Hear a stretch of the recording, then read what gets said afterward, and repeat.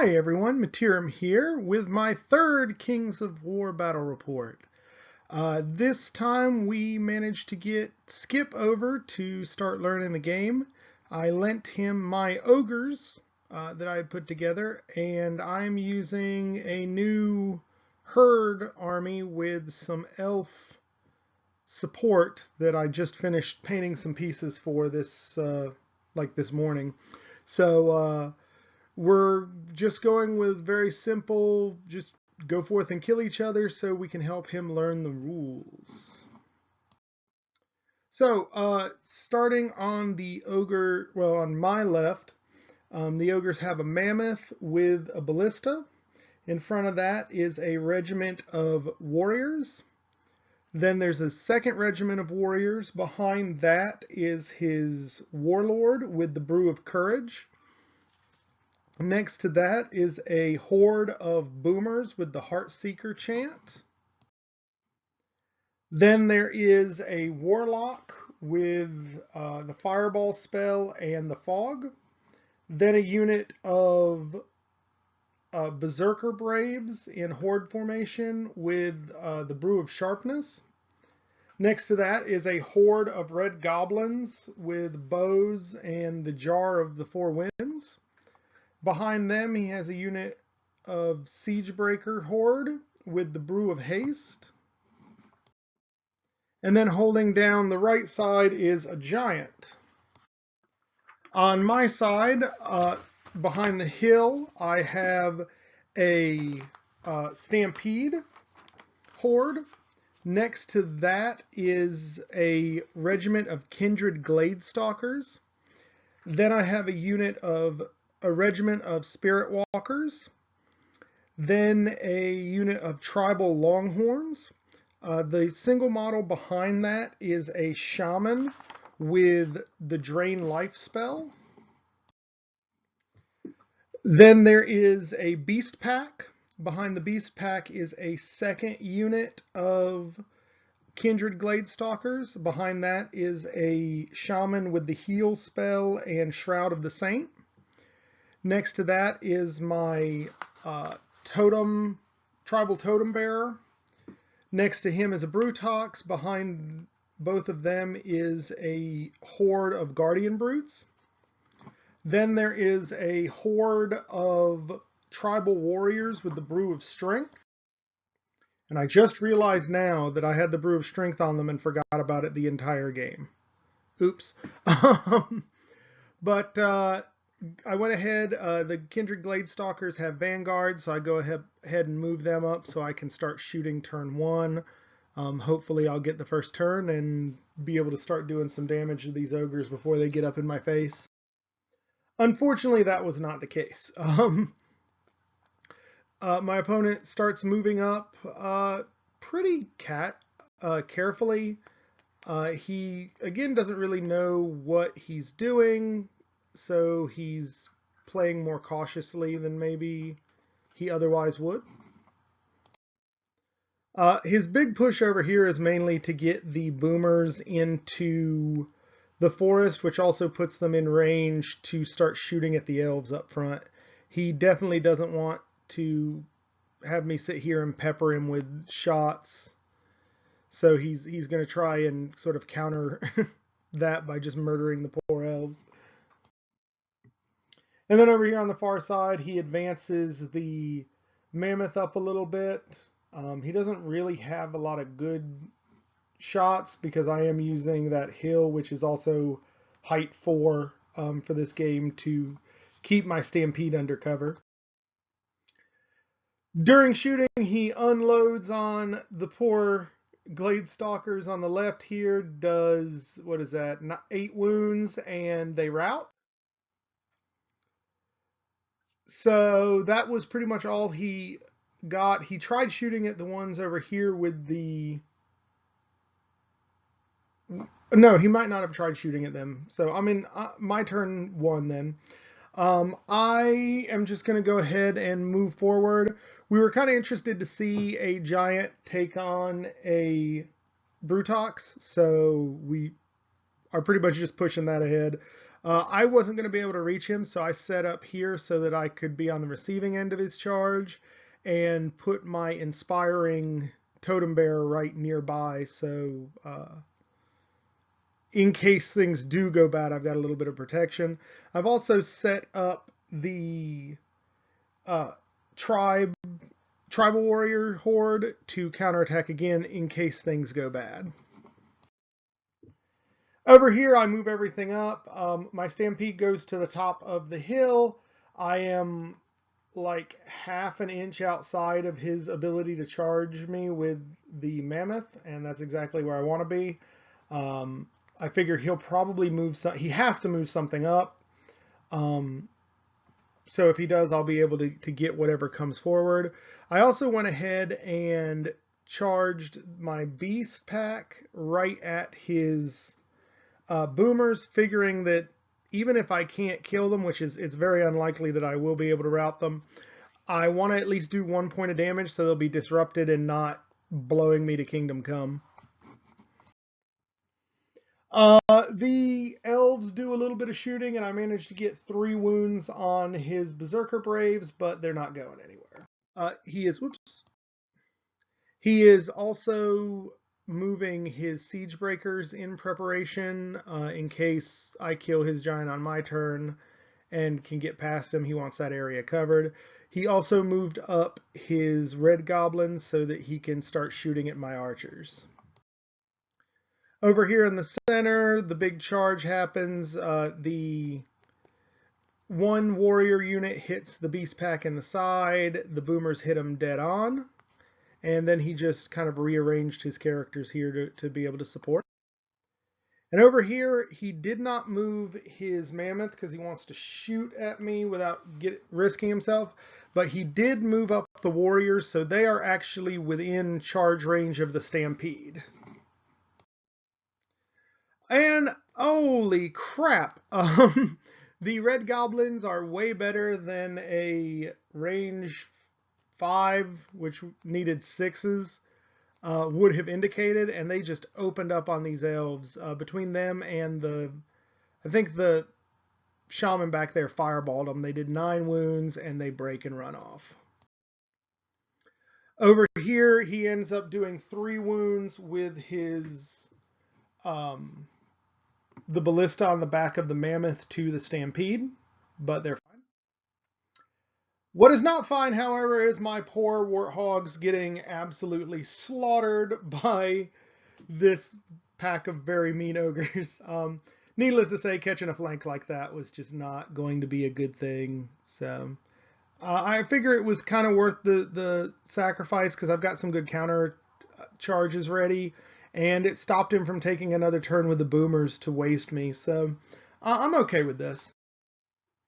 And here's how he reforms once he's done murdering pigs.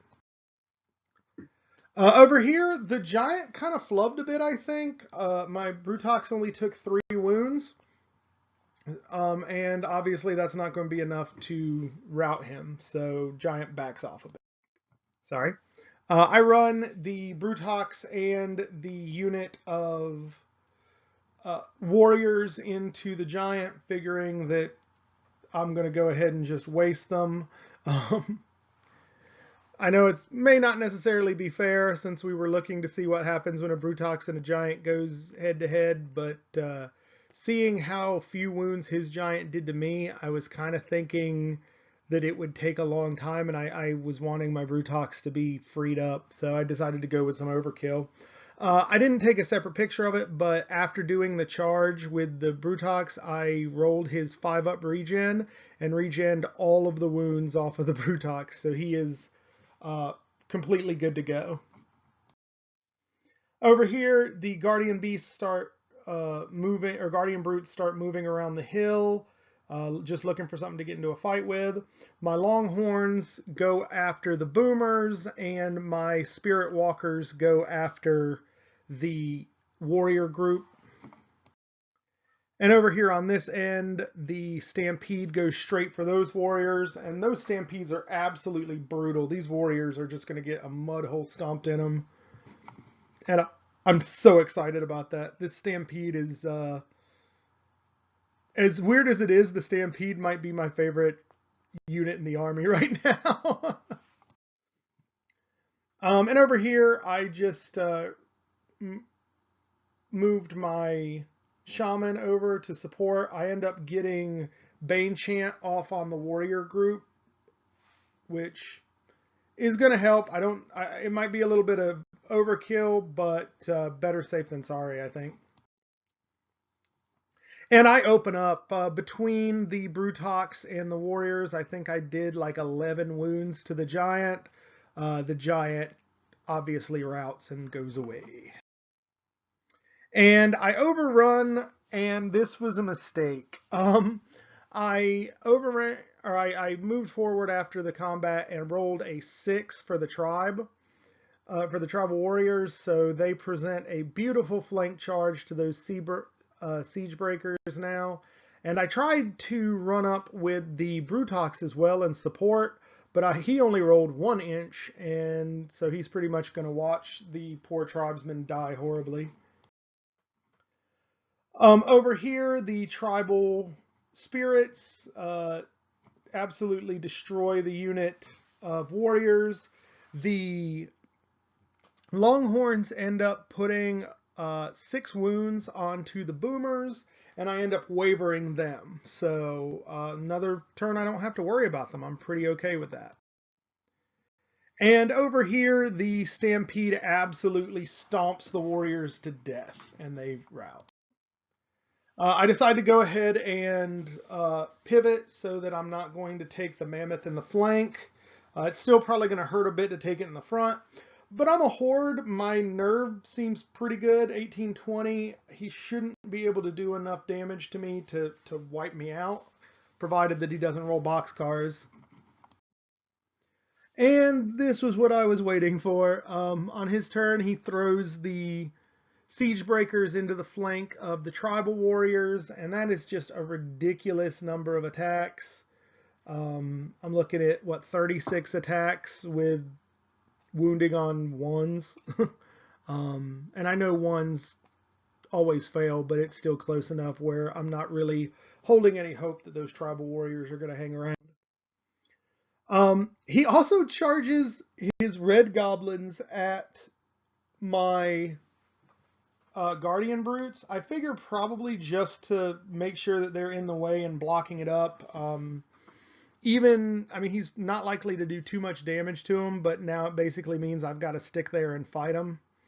And it's going to take a while, even with the amount of damage I'm kicking out. They just have a good nerve. So that's going to tie them up and not let me come and help the middle of the fight.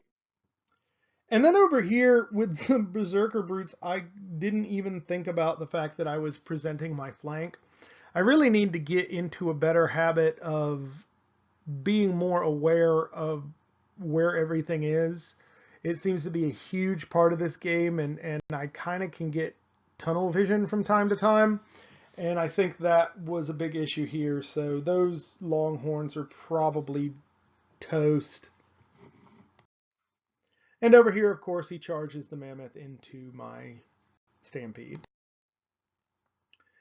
He brings his his warlock over here to get some shots off with his lightning bolt on my Brutox that's up on the hill. And he just reforms here a little bit because he is wavered and can't really do anything of note.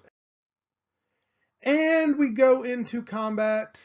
And yeah, something like just a ridiculous number of attacks. Those Berserker Braves are throwing out 60 attacks. Longhorns didn't have a prayer. And neither did the tribal warriors. They get smote on the mountainside, and the siege breakers turn to stare down my Brutox. The red goblins actually managed to inflict 2 wounds on my my guardian brutes. So I mean, he's not going to break them, but it's a start. And over here, he does a decent number of wounds on my Stampede. They're up to 8 wounds now, but he rolls very low, and doesn't even come anywhere close to routing them. So I decide that my Brutox wants no part of those siege breakers, and he turns and walks off to go after the warlock. Over here, I hope that my spirits, my spirit walkers, can deal with the boomers, and to kind of keep things there, I put my shaman in the way. Now I'm realizing at this point that if he kills them and I'm not ready, I'm still going to catch them.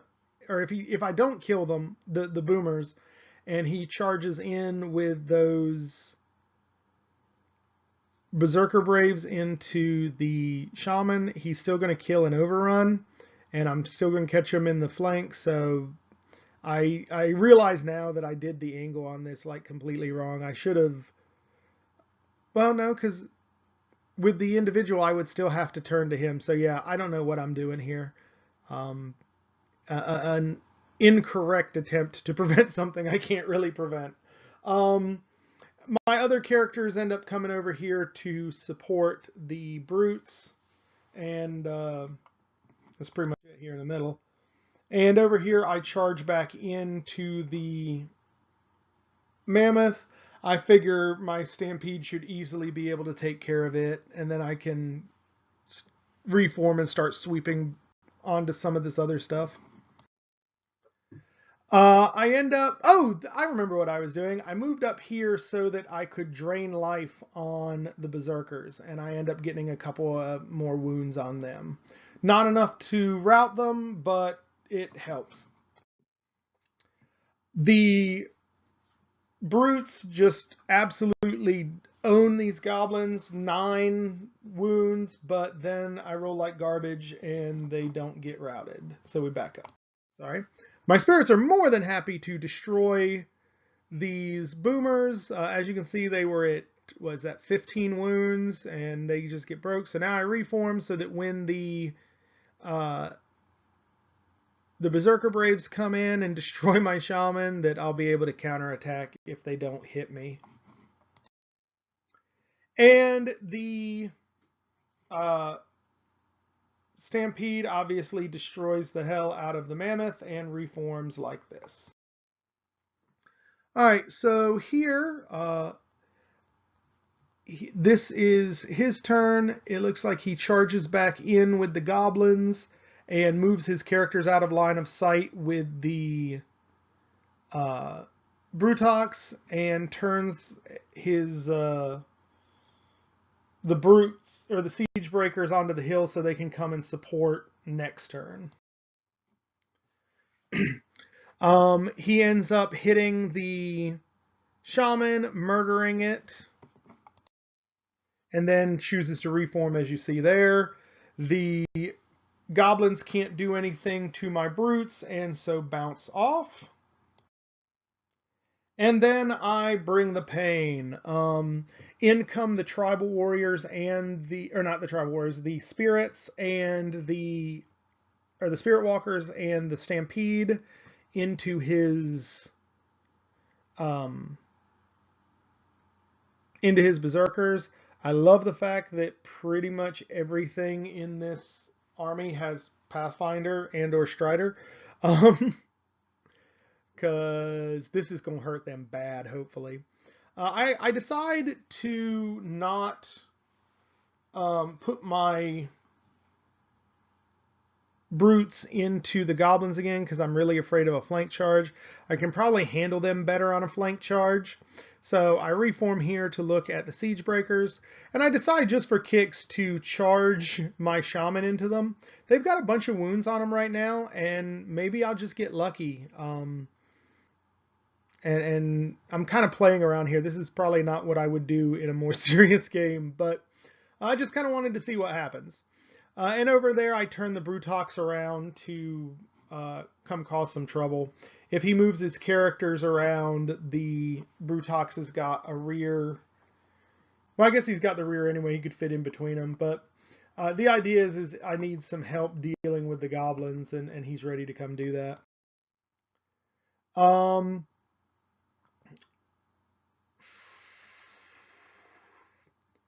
oh yeah, I actually did combat and I did 2 wounds on the goblins.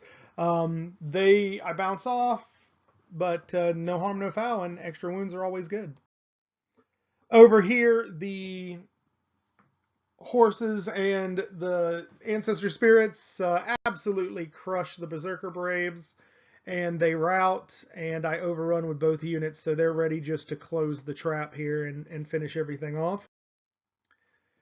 So during his turn, he charges the goblins back at the uh, shaman. He charges his siege breakers at the brutes, and he actually charges his warlord at the stampede, hoping to do some damage and maybe run them off if he's lucky.